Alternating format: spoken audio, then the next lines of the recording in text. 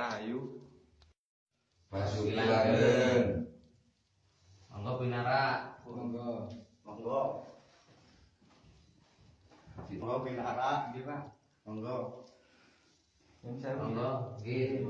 Niki jadwalan kali gerek-gerek niki. Monggo, mriki Mas. Saking pundi iki mawon niki wau? Niki wau saking griya. Oh, nggih nggih. Badhe wonten perlu napa, Mas? Kirim kabar, Pak. Nggih. Menawi Pak Sanim niki yang penghayat. Nggih. Kula nyuwun pirsa penghayat niku napa? Nggih Mas, leres. Niki secakuman sami-sami penghayat.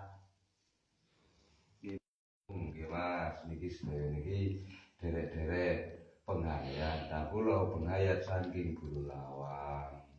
Nek niku kula penghayat saking Desa Tamanrejeni. Nggih, kula penghayat saking Desa Gedhok. Murape kathah Pak yang penghayat mriki. Nggih, kathah. Yang nggih guyub rukun ngeten. Nggih, niki. Nggih, ngapunten saderenge Pak.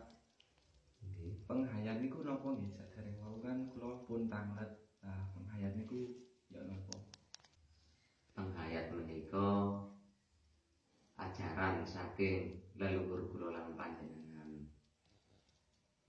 Dados saderenge wonten ajaran lintu-lintunipun, kepercayaan lintu-lintunipun utawi agami lintu-lintunipun leluhur kula lan panjenengan menika sampun percaya dumateng Gusti ingkang Maha Widi, nggih Tuhan Yang Maha Esa.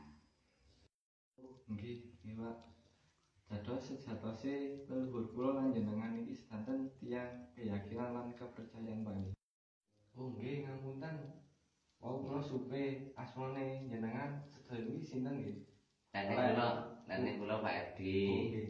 Niki Pak Nadi saking Bulu Lawang. Nek menika Pak Dwi. Nah, niki mboten asing lagi, niki tuan rumah masa ini. Nah, menawi asma kula Brahma. Oh, nggih.